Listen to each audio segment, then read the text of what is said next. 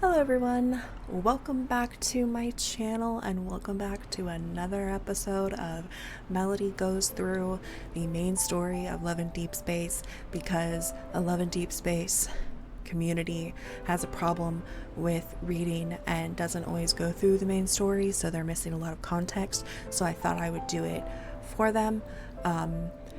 Serious name, so we're not going to go with that, but I am back to go through another chapter. I am definitely loving going back through the main story.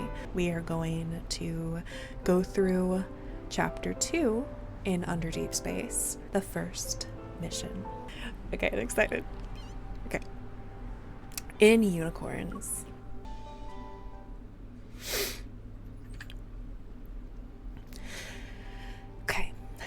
The Intel Department, Protocol Research Department, VR Training Center, Armory, Archives, and the towering 20-story building, various sectors with their own responsibilities exists. And it offers a variety of services, all meticulously organized and fully equipped to support every aspect of a hunter's work and life. Hunter's Watch, HOS 11-4. Metaflux detection system has been updated to the latest version. Guidance for each floor has been uploaded. Use of the Sleepin' Pod has been approved, and access to the VR Training Center has been granted. The Sleepin' Pod? What is a Sleepin' Pod? I have some questions. After performing a flurry of dazzling maneuvers on my watch, the spherical robot opens a compartment on its body. The system log shows you had less than 4 hours of sleep last night. The quality was also extremely poor. How do you know this? A console appears from the compartment, and it presents a small pillbox. A special delivery. 1 drum reel. What is that, and why are you delivering pills to me? I touch the bags under my eyes, my mind replaying the scene of that eye appearing by the window last night. I thought wanderers had appeared, so I rushed out of my home. Despite scanning the nearby area, I didn't find any abnormal traces of energy fluctuations. I'll try and dig up some info from the lookouts. Oh my god, I can read. I promise. I'm gonna say that every video. I can read. I'll try and dig up some info from the squad's files. I'll also be on the lookout tonight. Suddenly, a holographic screen appears and interrupts my thoughts. The adorable voice resounds in the room once again. Alpha Team has special life insurance for its members. Please sign here. Oh, nice. Huh? You didn't expect to get life insurance? It's kind of important. Alpha Team is on the 3rd floor. The office is next to the Mulberry Bridge. This is so in case of an emergency, you'll be able to arrive anywhere in Lincoln City within a few seconds. Oh, okay. I need to go now. Have a great day. Bye, Otto. The robot leaves, and I'm all alone. I turn around and see an empty office. Sunlight shines through the glass walls, illuminating a pile of untouched paperwork. A new recruit's equipment should be at their desk, and mine is... The newbie. Hi, Nero. I hear a voice in the corner. A table appears from the shadows, and behind 3 rows of old widescreen monitors is a man with small eyes scrutinizing me. Small eyes? He must be my teammate. Hello, I'm... Stay right there. Okay, first of all, pointing out his small eyes is so mean. Oh my god. Okay, hi. Hesitant, I don't move. I inadvertently look at the array of dark-colored monitors. It's rare to see such old-fashioned products in an era of rapid technological advancement. I guess they're mainly used to avoid small talk. The back of the monitors are plastered with dozens of portraits of wanderers, big and small. Handwritten notes containing all sorts of information are present. Among them is a familiar face. Isn't that a Luminivore? The wanderers in the records are all rare. It seems this person is quite knowledgeable. Oh right, what I saw outside my window last night. I walk up to the monitor and give it a few taps. Excuse me, may I ask a question? Do you think there are wanderers that can turn invisible or just disappear in a split second? It's okay if you don't want to answer. What did you see? Okay, he's real excited. As if a switch had been flipped, he suddenly springs up from behind the desk and walks over to me. Well, it's just... Shh, draw it. Okay. His small eyes, please stop. Poor guy. His small eyes look surprisingly bigger as they're fixated on me. He shoves a pen into my hand, its tip a flickering red light. A Briamagio? You know about them? This has the latest Kennel OS. It's fresh from the oven of our techies. The resolution is 3 times better than the previous version. What is it? Oh, I only use it for work. That's it. Look, here's the TSC security authentication code. Okay. I nod and take the pen. I press the switch, then the tip emits 3 green streaks of light which coil around my arm. The memory of what was behind... Oh my god. The memory of what was behind the curtain appears in my mind once more. The moment the pen touches the paper, lines begin to dance across it. In a matter of seconds, that fearsome eye is drawn out. It's beautiful. If it's Silas's eye, I agree. I mean, it looks dangerous. I also agree. Recalling what I saw, I manually add a few more details. That's all I can remember. Just leave it to me. Okay. Thank you, Nero. Nero, Andrew is looking for you. Oh. The door swings open. Captain Jenna walks in. It seems she just returned from a mission. Let me remind you that data analytics is on the 5th floor. If you prefer to hide here for some peace and quiet, you might as well request a transfer. Mood. Nero doesn't dare to respond. He snatches the pen and paper from my hand, runs away without looking back. Ma'am? Call me Captain like everyone else. Jenna works too. My god, we're besties. How's the paperwork? If there are any issues, you should speak up now. Everything's going well, but the squad... It's normal for us not to be here. We don't need to sit in HQ all the time if there's no mission. Okay. I see.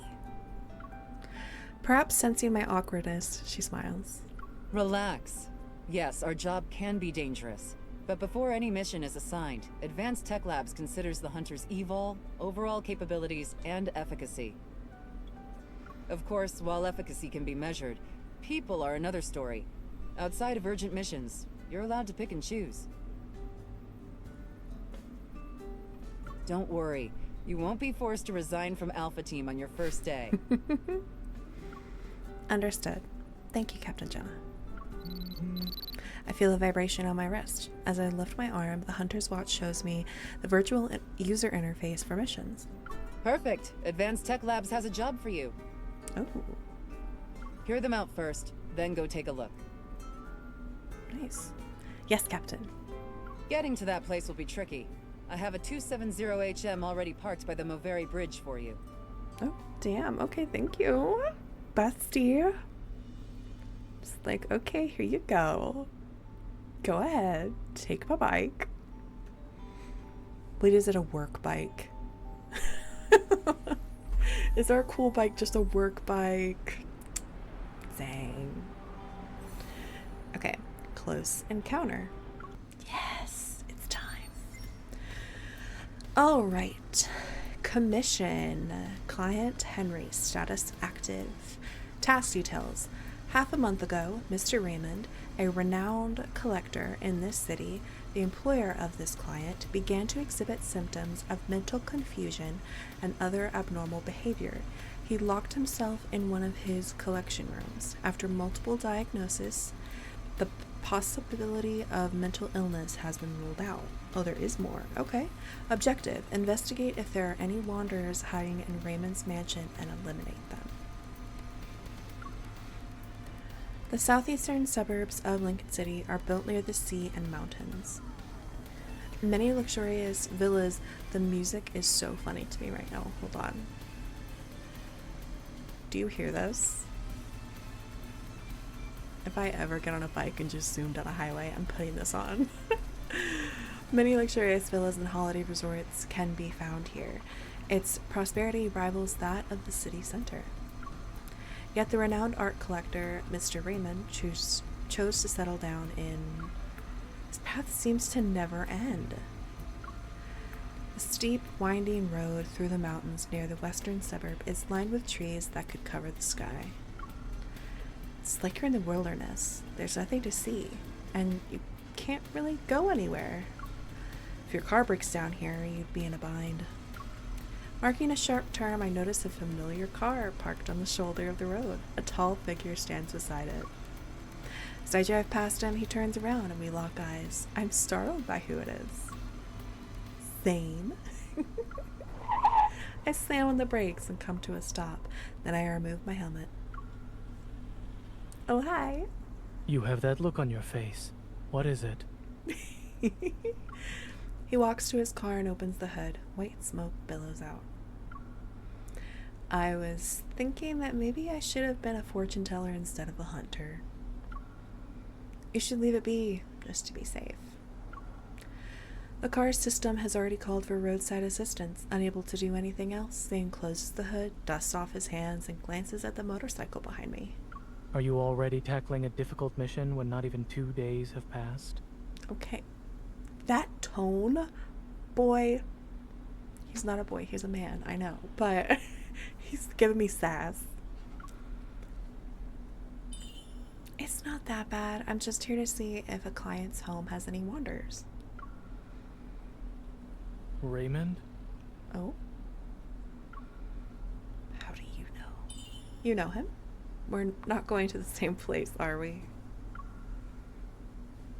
Someone invited me. Oh? Who? So, what are you going to do?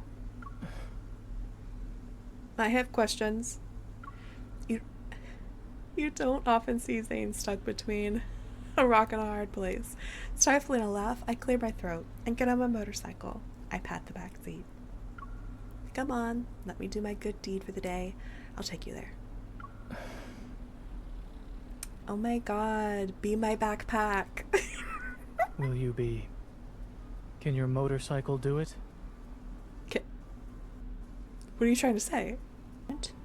Are you doubting my driving skills or this vehicle's capabilities? Both.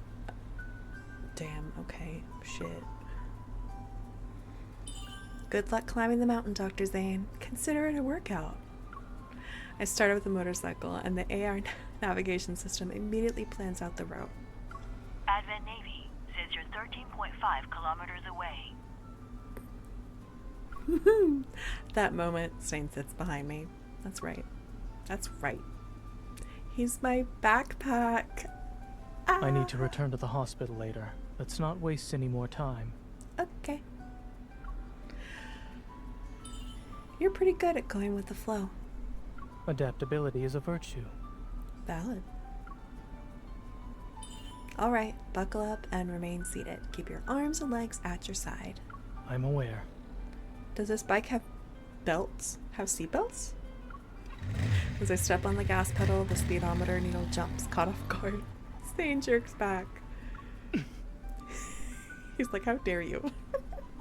I quickly hit the brakes, but he ends up slamming into my back. She's a menace. Could the driver think of her passenger's safety for a moment, please? We arrive at Raymond's mansion, and the ornate iron gate slowly opens. We're greeted by a desolate courtyard shrouded in eerie silence. The architectural style is of modern design and simplicity. A large pool surrounds it. The water's surface, a blanket of blue-green algae.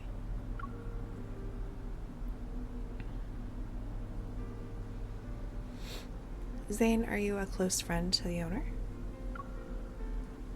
He's a former patient of mine who has a serious congenital heart disease. Oh. What kind of person is he? Is he friendly?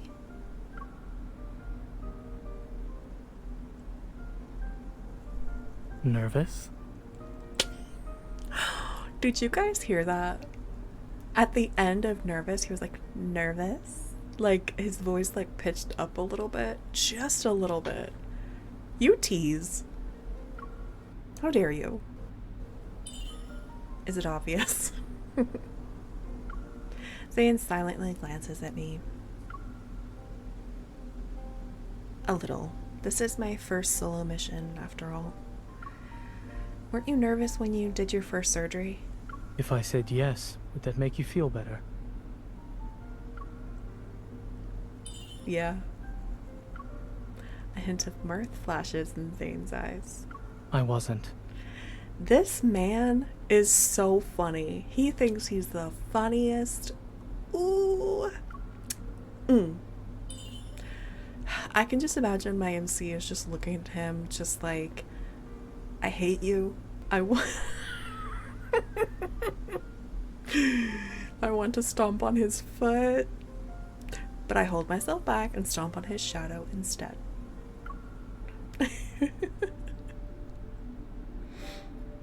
Entering the mansion, my surroundings seem to blur. What captures my attention is the fish tank in the center of the hall. There's no water in it. An odd skeleton sits in the center of the tank, and under the light it appears dull and pale. Fin-like bones protrude from its pelvis. The skeleton lacks legs, its spine extending like a long string. Its pose is ominously beautiful, resembling a girl sitting cross-legged. This... It's just art. Don't overthink it, Miss Hunter. It is not art, you horrible people. The butler suddenly appears. He bows before me and Zane. He doesn't question our arrival. He doesn't seem particularly interested in why we're here either. Hugging the fish tank is a spiral staircase that winds all the way to the ceiling.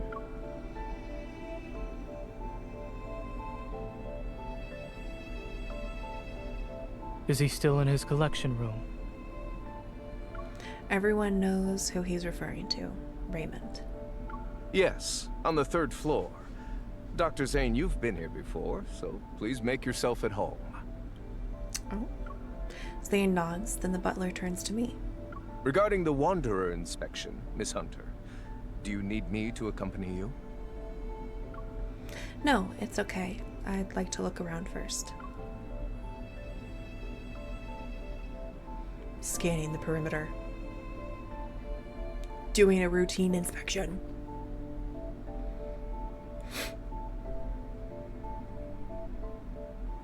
So he's just there to check in on a patient? Is that what it is?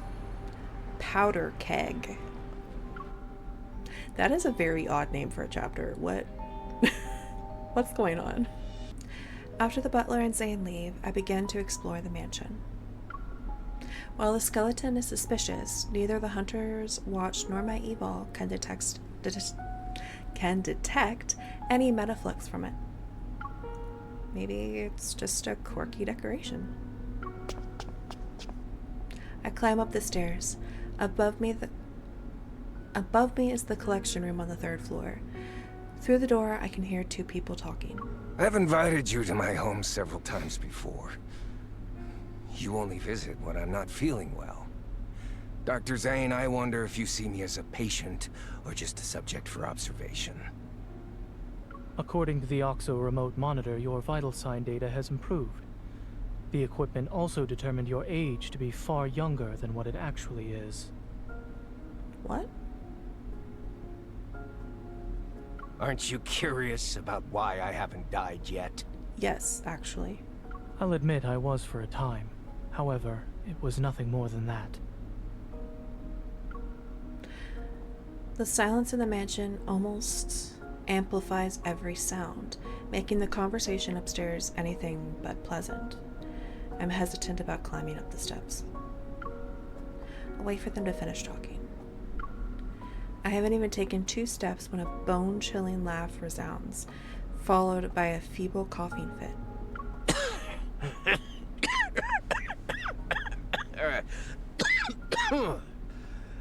Your colleague praised you, saying there are things only the 2 of you can do. I'm very curious now. I know who that colleague is. Now I do. Xander Sciences will provide you with the best staff, the best lab, and even the best treatment. Dr. Zane, what you perceive as the limit of your talent is just another beginning in your career. When you reach the finish line, I'll be right there cheering for you. Oh, damn. Did he just say, when you die, I'll be there cheering? Okay, shit. Dr. Zane. Lost in thought, I lean on the windowsill by the staircase, gazing at the chirping birds outside. The sound of footsteps brings me back to reality. I turn around to see Zane going down the stairs. Oop, first mention. He doesn't look away. On the handrail, his hand has countless faint scars. Listening in? No. No. Not really. Seems like someone is trying to headhunt you. You're good at not giving into temptation. Please don't put me on a pedestal. I'm just a normal doctor. I have no intention of straying from the path I've chosen. Eavesdropping isn't exactly polite, especially when Zane's personal matters are involved. I steer the conversation in a different direction.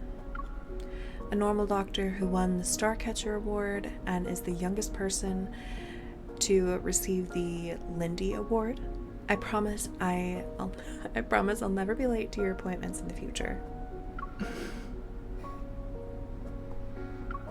I make a gesture to show I'm swearing on my honor as a joke. Zane reaches out to put my hand back at my side, but then an almost imperceptible ripple appears in the air, like someone plucked a cord. It's Metaflux. The resonance trail leads straight to the collection room. I run up the last few steps, and the Hunter's watch confirms my suspicions. Oh.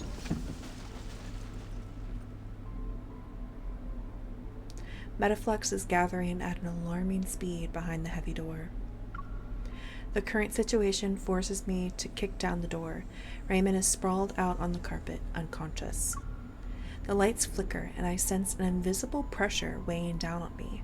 The Wanderer is on the move.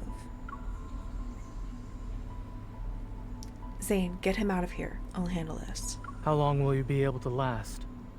I don't know. Whoosh, an icicle flies toward the Wanderer that appeared. In the blink of an eye, Zane is standing next to me. Let's make this quick, shall we? Wait. Oh, so this must be the first fight that we do in story with Zane. I like how they mention his scars.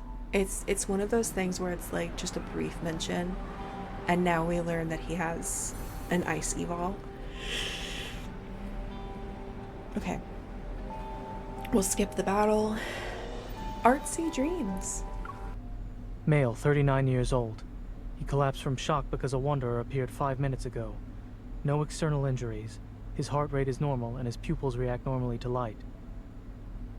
The address is... After contacting a rescue helicopter, Zane helps the butler move Raymond to another room. The Hunter's Watch scans every corner of the collection room, sending data back to HQ. Intelligent type, estimated threat level to be at least B, had yet to form a protocore. There are no casualties or any metaflux. Over and out. A notification appears, telling me the mission is now considered complete, but I can't shake off this lingering feeling of unease. Especially if the room looks like that, that's crazy. While the Wanderer has been dealt with, something's still off about this room, especially if it still looks like that. Huh? That's... A stunning oil painting hangs on the wall, opposite of the sofa. It depicts a brilliantly blue sea with cascading white waves. Each brushstroke feels alive, as if countless fairies are jumping out of the water. At the edges of the sea, the water is gradually stained crimson, like something is being torn apart, swallowed, and coalescing into a blood clot. What a peculiar painting. I try to scan it, but there's nothing. I place my hand on the frame and try to resonate with it.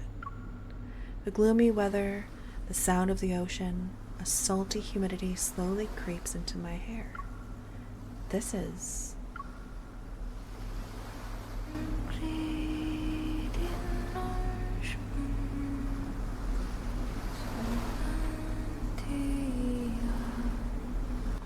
There's a singer here.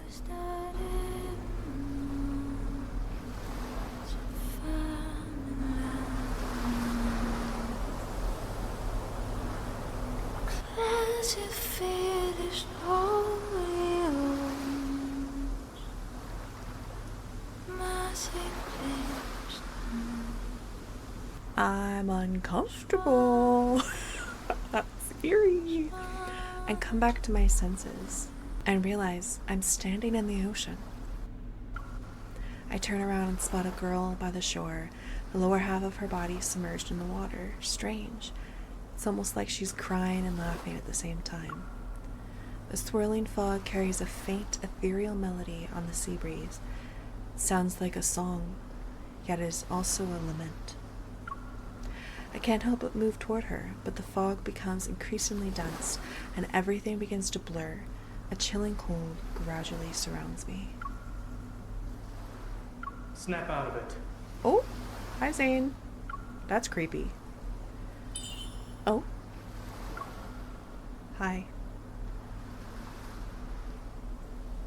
Wow. I blink a few times. I'm back in Raymond's collection room.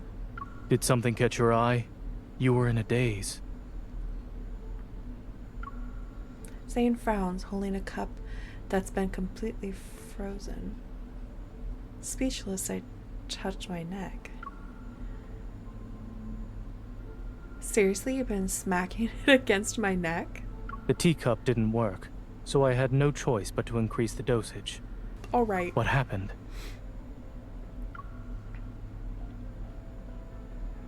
I shake my head and look at the painting again. A meta-flux-infused painting causing hallucinations. Could this be why Raymond was acting strange? Was it also that Wanderer's hiding place?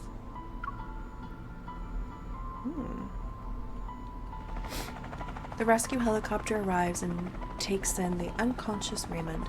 Zane insists on accompanying him to the hospital. Take care. Try not to forget the time of your next checkup.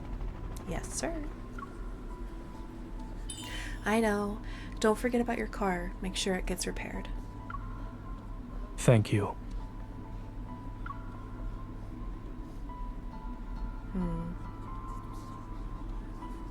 Watching the helicopter disappear into the clouds, I let out a sigh of relief. I turn on my comms again and look at the mansion. Mission, I'm not saying that extremely long string of numbers. I won't. Coordinates are my current location. There's an oil painting that needs special treatment.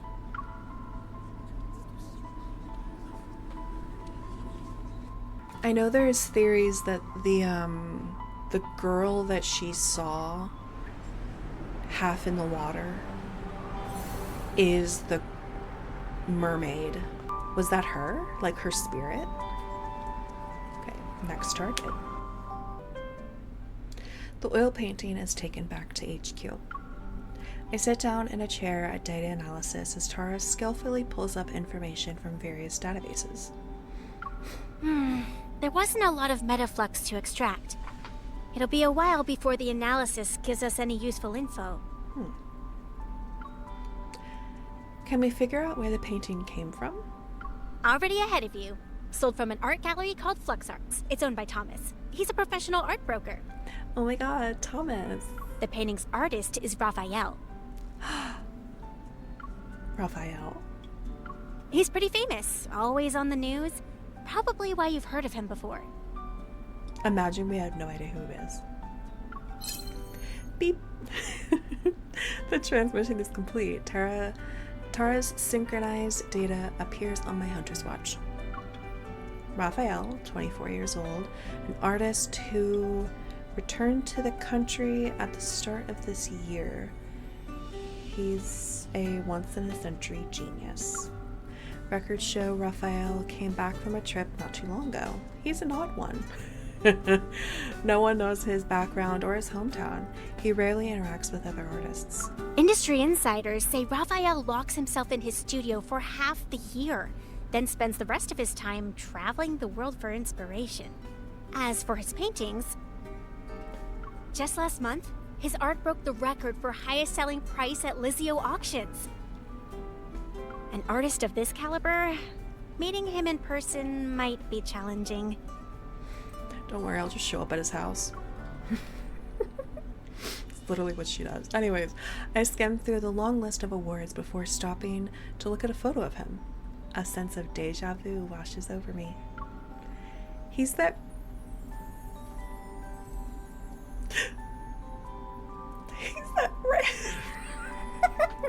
He's that rambling weirdo with the fish. The photo is a good shot. Through the glass and in the middle of a crowd, it captures the moment he turns to look at the camera. He seems to be smiling, yet there's a subtle aloofness. He's quite different from the person I met at the time. Might be challenging, still means there's a chance. Where is the gallery located? The next morning, the Hunters Association arranges a meeting with Thomas. He's not only the owner of Flux Art, but also Raphael's agent. Aside from running the gallery, he handles all external affairs for this artist.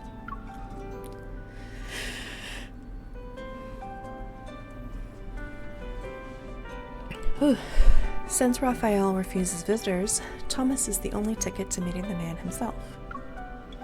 A white building stands tall in the city's central business district. Flux Arts is on the highest floor. I'm sorry. Thomas is dealing with an emergency right now. If you're not in a hurry, he said you could walk around the exhibition as you wait. Okay. Thank you very much. After giving me a guidebook, the staff member quickly leaves. In the exhibition, the snow white walls are bare. The overhead lights cast a soft light on them. The more I walk around, the more empty and lonely this place is. There doesn't seem to be any fluctuations. A spotlight illuminates a large oil painting taking up half a wall. As I get closer, I can see each delicately painted brushstroke, the different colored layers representing the sea. This painting is... The Day of Ebbing. Oh? A voice from who knows where echoes throughout the large exhibition. Sounds familiar. I look around, but the hall is empty. Every year there's a day when the tides go against the ocean currents, and using the night's countercurrent, creatures from the deep sea are washed ashore. Once the tides recede at dawn, they return home. As a result, everything they met that night turns into distant memories of the surface world. Some deep-sea creatures are obsessed with the world outside the ocean, desiring its warmth. They stubbornly wait for the sunrise before returning, all just for a sun they've never, ever seen before. Who are you? The person stops talking. Seconds turn into minutes before he responds in a languid tone. Hey, I'm Raphael. This is my art exhibition. Crying.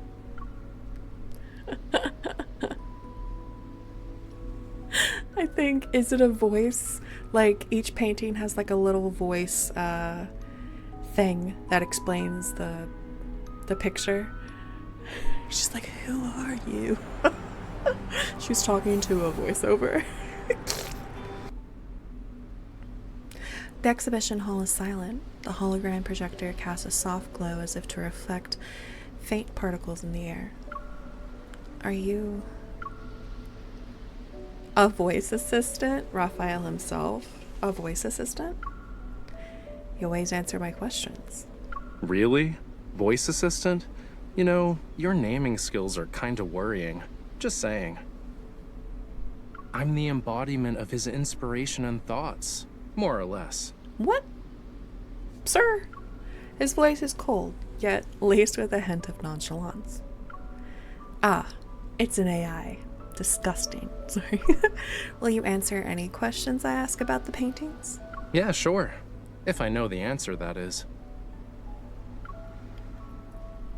Well, I'd appreciate it if you could show me around. Wait, are the little gold glowing orbs him? Is that what that is? That's crazy. After turning a few corners, I find myself in a separate exhibition room, but there isn't anything on the wall. According to the guidebook, the painting that's supposed to be here is the one Raymond purchased. The painting can't be properly displayed at the moment, so we're just gonna use some fancy hologram tech. Oh. A beam of light shines from above onto the wall, colors chaotically mixed together on this makeshift canvas. Waves with white sea foam appear, the azure sea rippling out and revealing a gradient of colors from the water's surface to its depths. There's the voice again. It's singing. It feels similar to the painting I saw in Raymond's mansion, but not quite. So what's the story behind this painting? A dream. His voice is suddenly softer, carrying an indescribable sadness. When I was a kid, I had dreamed I turned into a fish. I swam and swam and swam from the deep sea, seeking a place beyond the water's surface, only to end up in blood-red seawater. The light shifts with his voice, casting a shimmering gleam. It's like looking at the glittering waves. The room seems to ebb and flow like the sea. A pinkish hue gradually shifts into a dark crimson. Why did the sea turn red? He doesn't answer my question. Maybe he didn't detect any important keywords, so he just kept talking. It was the first time I ever saw such a color. Who knows how many years I've spent trying to recreate it. But I never really could get that same shade of red. It was always a slightly different hue, you know? For some reason, I can almost hear the faint melody from Raymond's mansion again. Sorry, miss. Oh. Hi, Thomas. Hey, bestie. Man, I wish I could just give him a coffee. I know he's going through it. He's going through something right now with Raphael. I don't know what it is, but I know it's something, and I wish I could give him a coffee and say it's gonna be okay. The lights in the exhibition hall return to normal. The hologram vanishes. As if waking from a dream, I turn around to see a man standing behind me. He must have approached me when I wasn't looking. I'm Raphael's art gallery manager, Thomas. Hey, what's up? We have moved to his office. Thomas leans back in his uniquely designed chair, crossing his legs. His leather dress shoes shine. He motions for me to sit down across from him. I fill him in on what transpired at Raymond's mansion. I even mention the Wanderer being possibly connected to the painting. Thomas's face turns pale, but he quickly regains his composure. So you're suggesting Raphael might have messed with his own painting? No. It doesn't matter if he's responsible or not, since the Wanderer could have been in the art, his studio, Raphael himself, and even your gallery might be in danger. Please tell me everything you know. Thomas wraps his expensive cufflinks, hesitating. It takes a while before he finally speaks. Mr. Raymond, a renowned art collector famous for his discerning taste, graced Flux Arts with his presence last month. Despite the gallery being filled with better paintings, he was utterly smitten with that one. He needed to buy it. Had to nag Raphael before he finally agreed to sell it. Oh, we had to nag him. During the process of arranging, displaying, and selling the painting, more than a dozen people have been in contact with it. No one mentioned anything about a wanderer. But what if someone starts to hallucinate because of his art? Thomas pauses for a moment, then bursts into a fit of laughter.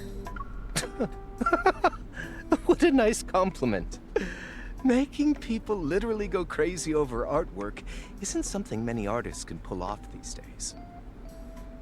Are you saying he's trying to cause drama to increase the value of his work? Thomas clears his throat and rubs his nose. I wish. If Raphael cared about that stuff, my job would be a piece of cake. Wait until you meet him. You'll see what I mean. He did mention something a while back, said he often heard strange noises in the studio late at night. I thought he was trying to trick me. He probably was. Mondays, Wednesdays, Fridays, he's sick. Tuesdays, Thursdays, Saturdays, a wanderer showed up. Could you do me a favor and check if there's actually a wanderer at his studio? I would love to see the tomfoolery he plans to do next. I love that he just deals with it. A thread of light quivers in the air. The sudden metaflux fluctuation draws my attention to a display case by the wall. What are those over there? He looks over his shoulder. Oh, coral stones. Raphael uses them for his paint. Are you interested in them? Walking up to the display case, I see the stones are a vibrant red, almost like blood. I pick one up. This is the source. Can I take it with me when I see Raphael? Sure. Thomas walks over to the French window. Outside, it's beautiful scenery as far as the eye can see. I look at where he's pointing. In the distance is a gorgeous ivory structure extending toward the sea. Visit the giant white building over there on White Sand Bay. That's where he lives. His memory is non-existent, so the door's open. You can just walk right in. His memory is non-existent. That is a cruel thing to say. Thomas, I know you don't know why, but that is a cruel thing to say about Raphael. Could you tell him to hurry up on that painting he's working on? I already sold it to someone. Wow. He already sold it. That's crazy. Can't believe he already sold it. Do they even know what it looks like? They don't need to if it's a Raphael original. It's perfect. Studio encounter. He's here, right? Mo Art Studio.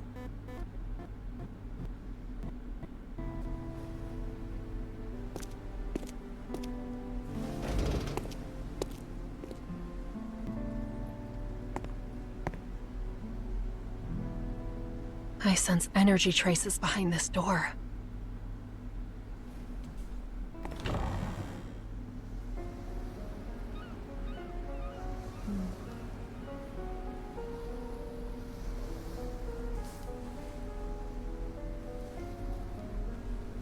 Hi.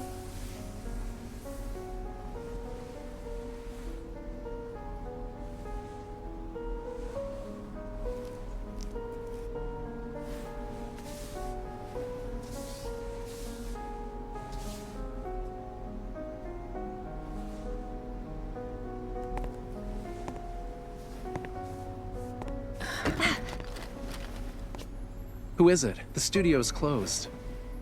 Wait, aren't you the hunter from before? You... Move! Oh, did I catch him or no? Ow, that really hurts. Wait, did I catch him or no?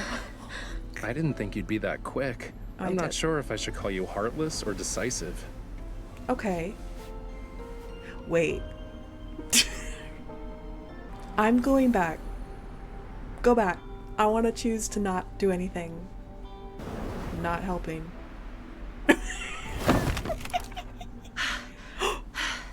Oh, hi. Oh. You. Ow, whoa, whoa, whoa. Let go. Let go of me. I can't breathe. We turned him over in an instant and we're like getting ready to cuff him. Oh, that's so funny. Stop. I didn't know that happened. He's like, let me go. Ah, God, that's funny. Oh my God.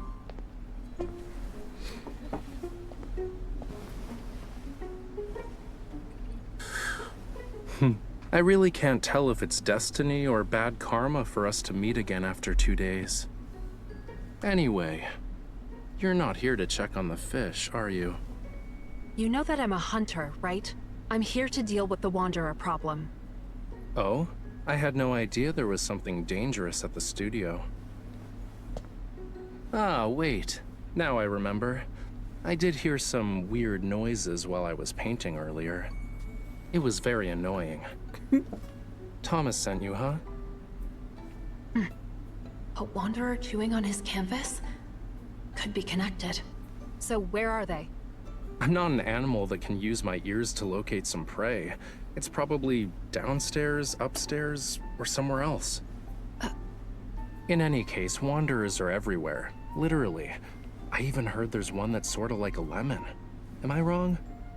Look how cute he is. One time I dreamt about slimy rainbow-colored wanderers. The He paint likes can't to be talk a lot. mutating, right? Unlike the Raphael in those magazine interviews. Is this what you use to make your paints? Thomas let you have it? Other than rocks, do you use anything else that's weird? Well, nothing is weird if you can get color from it. Fine. Do mummy bandages count? Different refinement processes don't necessarily produce the same tint of brown, That's though. not what I meant. What else is there? He's a yapper. You've asked me so many questions. Yet you're not here to solve my issues, are you? No. What are you? Dramatic. I've only used this batch of coral stone pigment for one painting. Oh. I love that she's like, oh my God, he's a yapper. I have a theory. Like, I'm pretty sure I picked up on it again. So you knew about Raymond. His erratic behavior is related to you. What sort of twisted logic is this? And why are you only thinking about everyone else? I'm a victim too. Also, that coral stone is mine. Give it to me, now. You're not going to tell me the truth, are you? If your art causes any more problems, it won't be just me next time. Really? A hunter can only be patient for 3 minutes? I wasn't done talking. Let me check first. I also would like to know if the problem here is the coral stone. It's hot. Oh.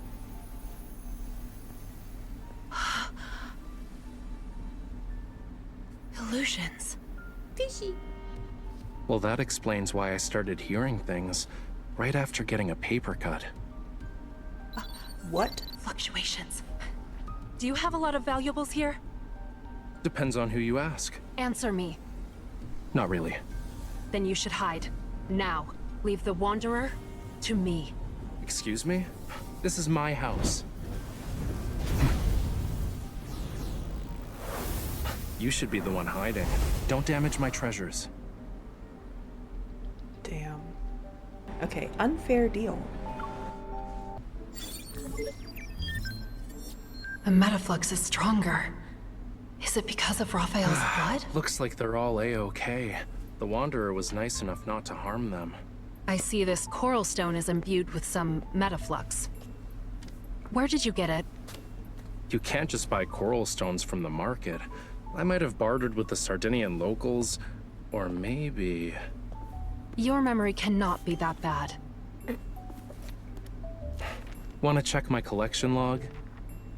You have a log? There are millions of colors. Some people even create samples of their own paint. If there's actually a problem with the source, how are you guys gonna deal with it? Investigate. Might have to close off the area. Check. I won't just give it to you for free, unless we get an alternative. Coral stones can be found near Lincoln City. I was planning to have a look-see. It's a shame I got injured today. I can't even lift a paintbrush. I'll be in trouble if I encounter any danger. All right. What do you want? I saw how you fought, quick and precise. That final strike was unlike anything I've seen before. If you could be my bodyguard. What? Protect me on our journey together. If we find an alternative, I'll happily give you what's in my hand right now. Don't worry, I can wait. Consider this a private commission from yours truly. The door is over there. Damn. This mission is too important. So, I have no choice but to play along for now. All right, I'll do it. But don't push your luck. Great, I'll let you know the time and place.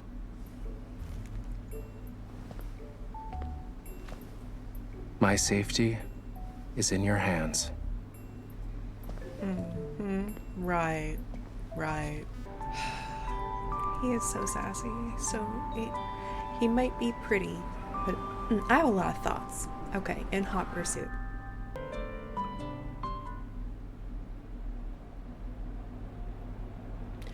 I look out the train's window. The scenery rapidly fades into the distance. Due to the frequent appearances of wanderers, property values surrounding Imperial Ring District 23 have plummeted. Experts are calling on hunters to address the issue. Skyhaven Aerospace Academy's opening day is just around the corner. Those interested in a campus tour can sign up on the official website. Oh, interesting. Above the glass dome of the train, looming metallic skyscrapers gradually appear. The neon lights flicker in the rain, their kaleidoscope colors reflected on the windows. The coral stone's metaflux is faint. Must not be easy to detect, huh? Don't worry. I'll let you know the results as soon as we get them. But we did stumble upon something new at the abandoned research base. Interested? Of course. What did they find? A box with illegally sold protocors? No. A stele. It's got all these weird patterns and symbols. They found it in the area we've been keeping an eye on. But wasn't the base specialized in researching protocors? How did this happen? Who knows? Sadly, part of it blown up. Nero mentioned something about it. I can't remember. Uh-oh. As the train enters the tunnel, a whistle reverberates. Tara's voice becomes muffled.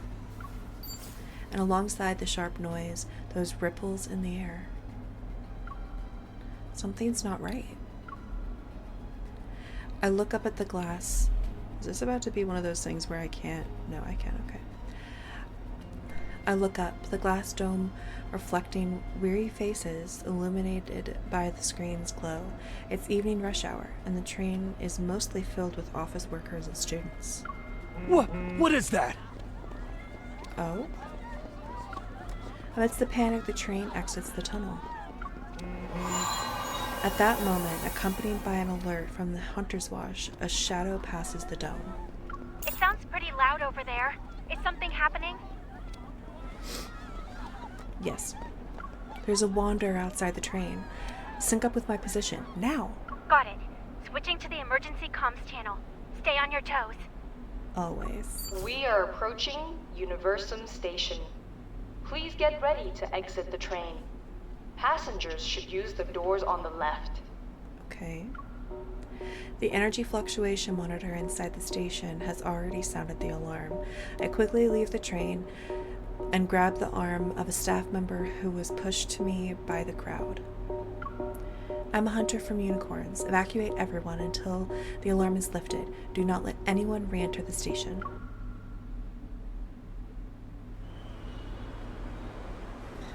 Young men with... Oh? Is it time? The young man with silver hair stands in front of a vending machine. He moves his wrists near the green code scanner. Click, he slowly bends down. He's waiting for the energy drink to roll into the compartment, seemingly oblivious to the chaos around him. You got a new mission. Go help out your new teammate. Hey, young lady, you can't go there. Hello? When he lifts his head, a figure enters his line of sight. They gracefully walk on the train's dome and leap over the platform, landing several meters away. We didn't expect things to escalate so quickly. I've sent you the rendezvous coordinates. You'll also receive her personal info. The hunter fastens the strap. The hunter fastens the strap to the specialized hunter zipline and gives it a strong pull. Whoosh, he disappears, a dot in the night sky. No need to bother. We've met before. You know her already? Regardless, her abilities are unique compared to the rest. You need to protect her. Xavier looks up, staring at the dark clouds in the sky that have encroached over the city. She doesn't need protection. Is that... Oh, I thought that was going to be it, and I was going to be like... Faint. Lightning illuminates the night. Thunder roars as heavy rain engulfs the neon-lit Lincoln.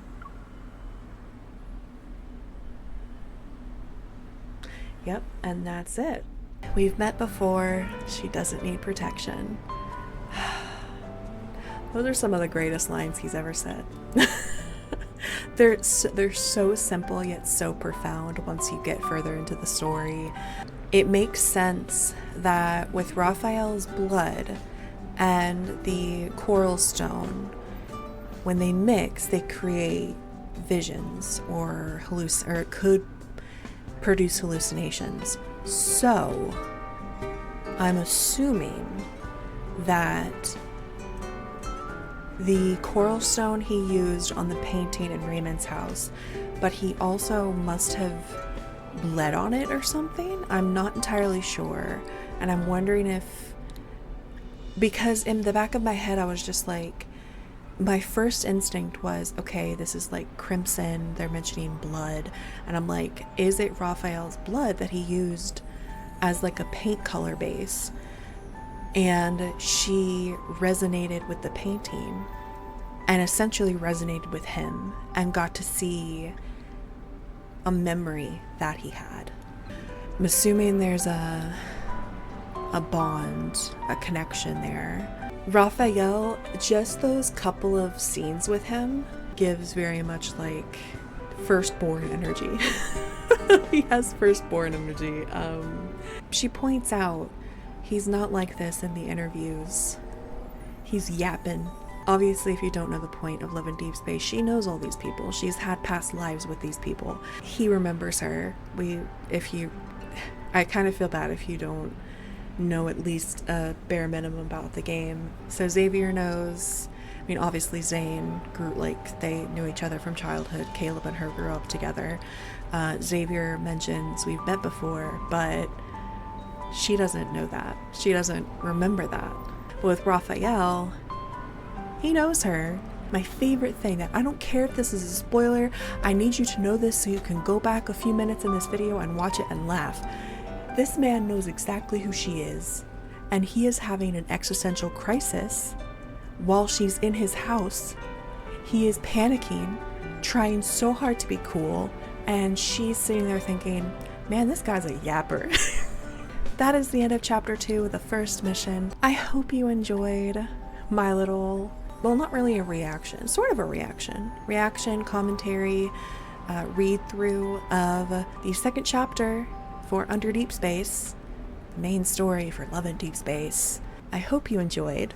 In the next video, we'll be going through chapter 3. Be sure to subscribe to get a notification for when that video is uploaded. Until next time, stay safe and don't let a mouthy yapper artist fall on you from a ladder. Or do. I don't tell you how to live your life. You do what you want.